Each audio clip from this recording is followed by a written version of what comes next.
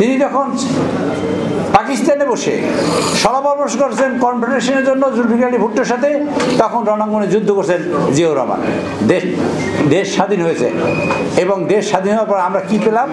আমরা পেলাম, আপনাদের অনেকের মনে থাকার কথা, আমি তখন বিশ্ববিদ্যালয়ের ছাত্র, লাল ঘোড়া দাপিয়ে দেওয়ার কথা, তারপর শেষদের হত্যা করা, তারপর পেয়েছি আমাদের এখানে রক্ষীবাহিনী, তারপর পেয়েছি বাকশাল এবং এর মাঝখানে পেয়েছি দুর্ভিক্ষ। এদেশে মানুষ দুর্ভিক্ষে জীবন দিয়েছে। এই করে আমরা যখন গণতন্ত্র হারাই তখন জিয়াউর রহমান আবার সামনে আসেন, যখন দেশ পথ হারায় তখন জিয়াউর রহমান সামনে আসেন। 90 সালে যখন দেশ হারিয়েছে পথ, তখন আবার বেগম খালেদা জিয়া আমাদের নেত্রী, তিনি সামনে এসছেন। 2024 সালে আবার যখন পথ হারাতে বসছে, সেই সময় আমাদের নেতা তারেক রহমান সাহেব আবার সামনে এসছেন।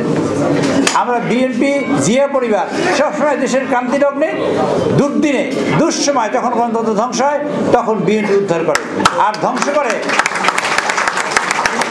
আওয়ামী লীগ। যখন গভর্নমেন্টে আসে একবার গণতন্ত্র ধ্বংস করেছেন বাক্সের নাম দিয়ে, আবার শেখ হাসিনা সংবিধানের কতগুলো অনুচ্ছেদ উঠিয়ে দিয়ে এদেশে মানুষকে ধ্বংস করেছে। কাজে ধ্বংসের নায়ক নায়িকারা হলেন আওয়ামী লীগ, বাকশাল, আর গণতন্ত্রের নায়ক নায়িকারা হলেন জিয়া পরিবার এবং এই জিয়া পরিবারের সদস্যবৃন্দ, প্রিয় নেতৃবৃন্দ। আপনাদের একটা কথা বলি, শব্দ তিনটা অত্যন্ত আলোচনার বিষয়কে, স্বাধীনতা আমাদের নাই, সেটা নিয়ে গেছে, গণতন্ত্র সেটা ধ্বংস করেছে, আর এরপর হলো ভোটের অধিকার। এই বিষয়টা একটু বলে শেষ করতে চাই, কারণ সময়ের স্বল্পতা আছে। আপনারা সংস্কার করেন তত্ত্বাবধায়ক সরকার, সংস্কার এই বাংলাদেশ যতদিন থাকবে ততদিন সংস্কার হবে। কাজে সংস্কার একটা সীমাবদ্ধতা থাকা উচিত।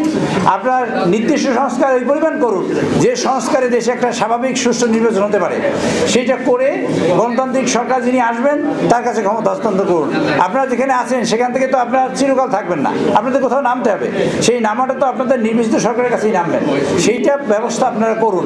অনন্তকাল ধরে যদি আপনি এখানে বসে থাকেন, আজকে জিনিসপত্রের দাম বেশি, আজকে চিন্ময়ের এখানে নামছে, আওয়ামী লীগ যুগে বারবার ফিরে আসছে আনসারের নাম দিয়া, দাবি দেওয়ার নাম দিয়া, সংখ্যালঘুদের নাম দিয়া, নানান পদ্ধতি আওয়ামী লীগ এখানে ফিরে আসার চেষ্টা করতেছে এবং পাশের বন্ধুরা তারা সাহায্য করছে। কাজে আপনারা এমন কিছু করুন যাতে বাংলাদেশের ভবিষ্যৎ যাতে নষ্ট না হয়, বাংলাদেশ যেন ক্ষতিগ্রস্ত না হয়, বাংলাদেশ যেন বেঁচে থাকে, তার ব্যবস্থার জন্য আপনারা অচিরেই একটি নির্বাচনের ব্যবস্থা করুন এবং সেই নির্বাচনটা অবাধ সুষ্ঠু হতে পারে তার একটা ব্যবস্থা করুন। নির্বাচিত সরকারের কাছে আপনার ক্ষমতা হস্তান্তর করুন, আপনার সংস্কার করবেন। সংস্কার করার পরে দেখা গেল নির্বাচিত সরকার সেটা মানল না, তাহলে আপনার সংস্কার করলেন কি?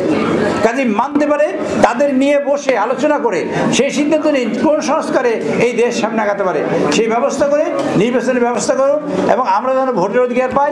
15 বছরে আজকে যাদের বয়স 36 তার আগে ভোট দিতে পারে না, কাজে ভোটের অধিকার যাতে ফেরত পাই তার ব্যবস্থা করবেন, সেই আশাবাদ ব্যক্ত করে আজকের সবার যারা আয়োজক তাদের ধন্যবাদ দিয়ে, আপনারা যারা উপস্থিত আছেন তাদের সকলকে ধন্যবাদ দিয়ে আমার বক্তব্য শেষ করছি। আল্লাহ হাফেজ।